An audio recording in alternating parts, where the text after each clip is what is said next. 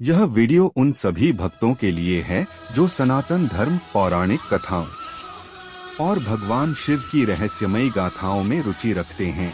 Paresh पराधी channel को subscribe करें। क्या आप जानते हैं कि महाशिवरात्रि केवल व्रत और पूजा का पर्व नहीं, बल्कि कई रहस्यमयी कहानियों से भरा हुआ है। ये वो रात है जब शिव और शक्ति का मिलन हुआ, जब महादेव ने तांडव किया और जब सृष्टि की अनूठी शक्तियां सक्रिय होती हैं।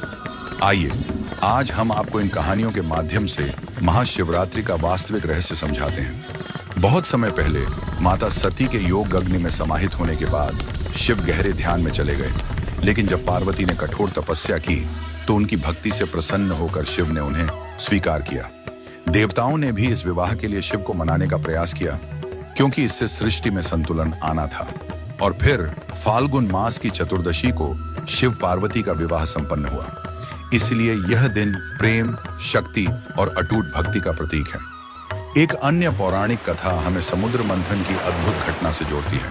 जब देवता और असुर अमृत प्राप्त करने के लिए समुद्र मंथन कर रहे थे, तो सबसे पहले हलाहल विष निकला, जिससे पूरी सृष्टि नष्ट हो सकती थी। देवताओं ने भगवान शिव से सहायता मांगी। शिव ने इस विष को अपने कंठ में धारण कर लिया और नीलकंठ कहलाए। कहा जाता है कि इस रात शिव की आराधना करने से जीवन के सभी विष दूर हो जाते हैं।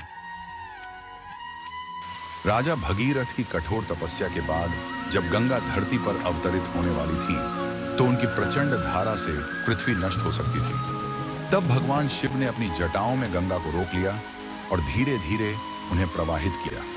इसलिए शिव को गंगाधर भी कहा जाता है और महाशिवरात्रि पर गंगा जल से अभिषेक का विशेष महत्व है। यह अभिषेक हमें पवित्रता और मोक्ष की ओर ले जाता है। शिव की अनंतता और अपरंपार शक्ति को दर्शाने वाली एक और अद्भुत कथा है। जब भगवान विष्णु और ब्रह्मा के बीच यह विवाद हुआ कि उनमें से श्रेष्ठ कौन है, तभी वहां एक अद्भुत ज्योतिर्लिंग प्रकट हुआ, जिसका न आदि था न अंत। विष्णु जी ने वराह रूप धारण किया और इसकी जड़ तक पहुंचे, लेकिन अंत न मिला। ब्रह्मा जी ऊपर गए, लेकिन उन्हें भी शिखर न मिला।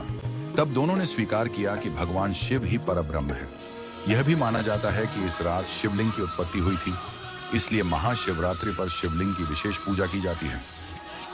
महाशिवरात्रि की रात को भगवान शिव के तांडव नृत्य से भी जोड़ा जाता है। मान्यता है कि इस रात शिव ने अपनी प्रचंड ऊर्जा से तांडव किया था, जो सृष्टि, विनाश और पुनर्जन्म का प्रतीक है। यह नृत्य ब्रह्मांड की अनंत लय को दर्शाता है और हमें यह सिखाता है कि हर अंत एक नई शुरुआत है। महाशिवरात्रि पर कई भक्तों की कहानियां भी प्रचलित हैं। एक कथा के अनुसार एक शिकारी जंगल में प्यासे और भूखे भटक रहा था।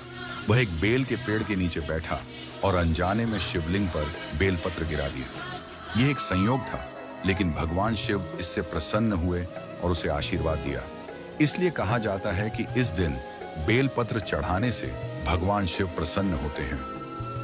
महाशिवरात्रि केवल एक पर्व नहीं, बल्कि आध्यात्मिक जागरण की रात है। ऐसा माना जाता है कि इस रात को जागरण और शिव आराधना करने से जीवन के कष्ट समाप्त होते हैं और आत्मिक शांति मिलती है।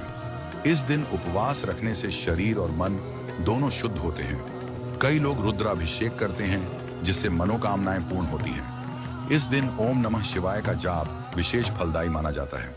तो मित्रों, महाशिवरात्रि केवल एक धार्मिक अनुष्ठान नहीं, बल्कि आत्मज्ञान और शक्ति का उत्सव है।